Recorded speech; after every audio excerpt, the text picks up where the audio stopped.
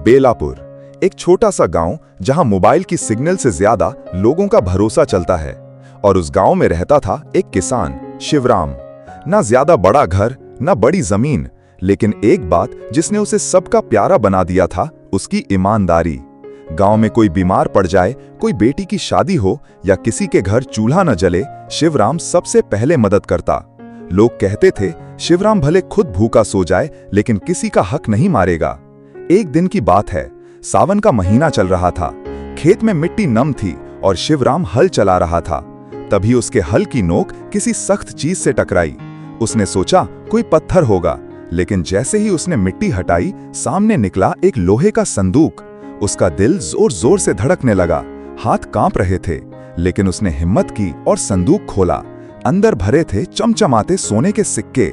कुछ देर तक वो बस बैठा रहा, पसीना बहता रहा, आंखें उस सोने पर टिकी रहीं।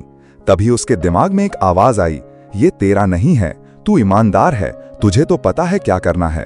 उसी शाम शिवराम वो संदूक लेकर गांव के सरपंच के पास पहुंचा। सब लोग इकट्ठा हो गए। अरे ये क्या है? शिवराम बोला, मुझे खेत में ये मिला, ये मेरी मेहनत की कमाई नहीं है, इसलिए मैं इसे पंचायत को सौंपता हूँ। गांव के लोग हैरान रह गए। कुछ बोले, तू पागल है, इतना सोना भगवान ने खुद भेजा तुझे और तू लौटा रहा है। लेकिन शिवराम बस मुस्कुराया और बोला, भगवान कभी चोरी से नहीं देता, अगर किस्मत में होगा तो मेहनत से मिलेगा। अगली सुबह शिवराम रोज की तरह खेत में गया, लेकिन आज उसका मन बेचैन था। रात को जो सपना आया था वो अब भी दिमाग में घूम रहा था। उसने देखा था एक आदमी लंबा सा सफेद चादर ओढ़े, आंखों में तेज, कह रहा था, शिवराम एक और चीज मिलने वाली है, लेकिन ये दौलत नहीं, जिम्मेदारी होगी। जो करेगा उसका असर तेरे पूरे गांव पर पड़ेगा। शिवराम ने सोचा शायद दिमाग का वहम है, लेकिन जब वो अपने हल के पास पहुंचा, मिट्टी पर कुछ अजीब निशान बने हुए थे, जैसे किसी ने रात को वहां कुछ घसीटा हो। उसने हल उठाया और खेत में चलाना शुरू किया, लेकिन 10 कदम भी नहीं चला था कि हल फिर अटक गया। मिट्टी हटाई और इस बार निकला एक पुराना तांत्रिक आलेख, स्क्रोल। उस पर लिखी भाषा वो समझ नहीं पा रहा था, लेकिन नीचे एक पंक्ति हिंदी में थी, ये भूमि अब जाग चुकी है, यदि इसे फिर छेड़ा गया तो नींद टूटेगी उनके जो सदियों से शांत थे। शिवराम सन्न रह गया। वो तुरंत वो आलेख लेकर घर गया और गांव के स्कूल मास्टर हरिनाथ जी को दिखाया।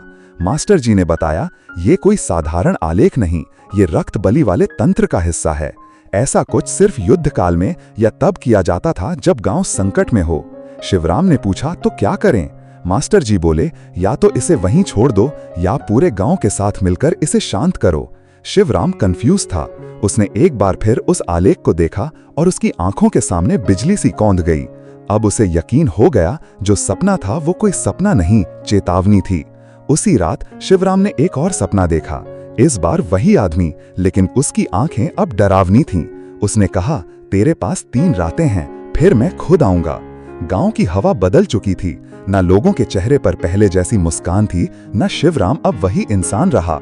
वो जो पहले हर रोज सबको राम राम कहता था, अब सीधे खेत जाता, चुपचाप काम करता और अंधेरा होने से पहले ही घर बंद कर लेता। गौरी, उसकी पत्नी, सबसे पहले समझ गई थी कि कुछ ठीक नहीं है। वो रात को उठकर देखती, शिवराम अकेले उठकर खेत की तरफ चला जाता। एक बार उसने पीछा किया और देखा कि शिवराम खेत के बीचों बीच खड़ा होकर कुछ बोल रहा था। वहां कोई और नहीं था, सिर्फ हवा थी और एक अजीब सी साए साए की आवाज। गौरी डर गई। अगले दिन उसने मास्टर हरिनाथ को बुलाया। मास्टर जी ने शिवराम से बात करने की कोशिश की। शिवराम, तू ठीक है ना? शिवराम ने बस इतना कहा, मैं ठीक हूं, लेकिन कुछ लोग जागने वाले हैं और उन्हें सोए रहना चाहिए। उसी रात गांव के कुत्ते जोर जोर से भौंकने लगे और शिवराम के खेत की तरफ से ढोल नगाड़ों की आवाज आई, जैसे कोई जुलूस निकल रहा हो। लेकिन बाहर झांका तो वहां कुछ नहीं था। अगले दिन सुबह गांव का लड़का मनु खेत में गया। वो लौटकर नहीं आया। शाम तक जब मनु नहीं लौटा तो 10 लोग जाकर उसे ढूंढने निकले। वो लोग खेत पहुंचे। वहां मनु बेहोश पड़ा था, आंखें खुली हुई, लेकिन मुंह से एक शब्द भी नहीं निकला। और खेत के बीचों बीच उस जगह जहां शिवराम रात को खड़ा रहता था, अब बनी थी एक गोल आकृति, जैसे किसी ने जलाकर बनाया हो। गांव के सरपंच ने कहा, अब बहुत हुआ, हमें पुराना मंदिर बुलाना होगा, कोई तांत्रिक बुलाओ। लेकिन शिवराम बीच में बोल पड़ा, रुको, कोई तांत्रिक नहीं आएगा। ये खेत अब मेरा नहीं रहा, ये उन आत्माओं का है जिनकी नींद मैंने तोड़ दी है। गांव वाले सन्न रह गए। तभी शिवराम ने आखिरी बात कही, मैं सब संभाल लूंगा, लेकिन कोई खेत की उस गोल जगह को मत छूना। अगर छुआ तो पूरा गांव जाएगा। गांव में अब डर साफ दिखने लगा था। बच्चे बाहर नहीं खेलते, बूढ़े मंदिर से बाहर नहीं निकलते और खेत के पास कोई भी जानवर जाने से डरता। तीसरी रात आई और उस रात जो हुआ उसने पूरे गांव को हिला दिया। आधी रात को गांव के कुएं से औरत के चीखने की आवाजें आईं। 2 लोग दौड़कर वहां पहुंचे, लेकिन वहां कोई नहीं था। लौटे को पाया, उनकी पीठ पर किसी ने नाखून से गहरे निशान बना दिए थे।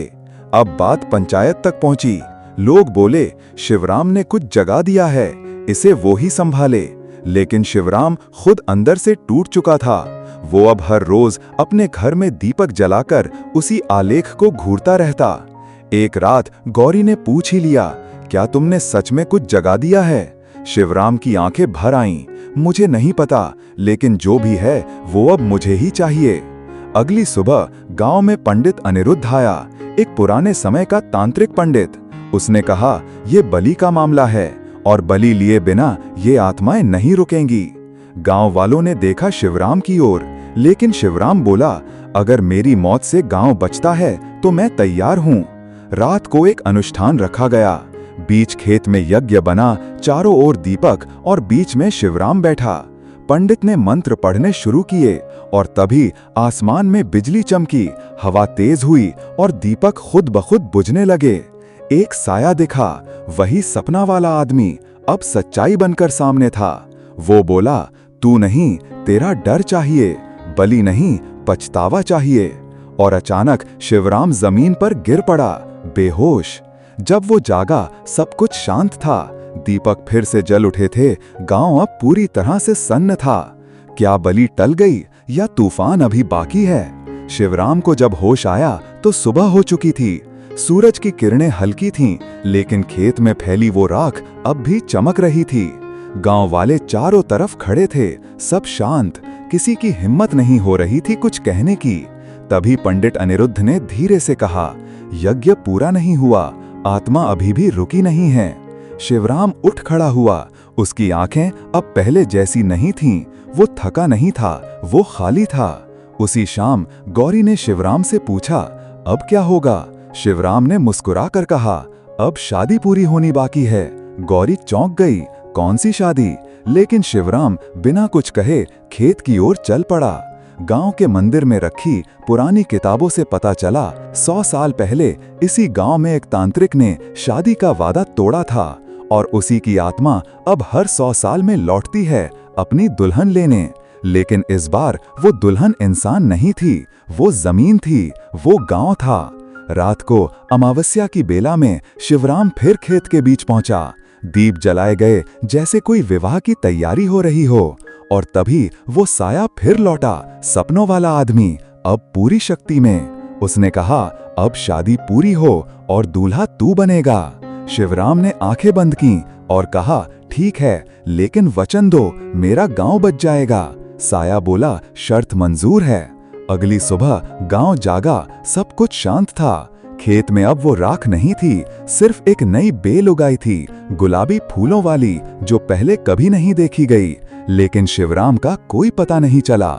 गांव के लोग कहते हैं, हर अमावस्या की रात कोई खेत में दीपक जलाकर बैठा होता है। शायद शिवराम अब उस शादी का वचन निभा रहा है, हमेशा के लिए।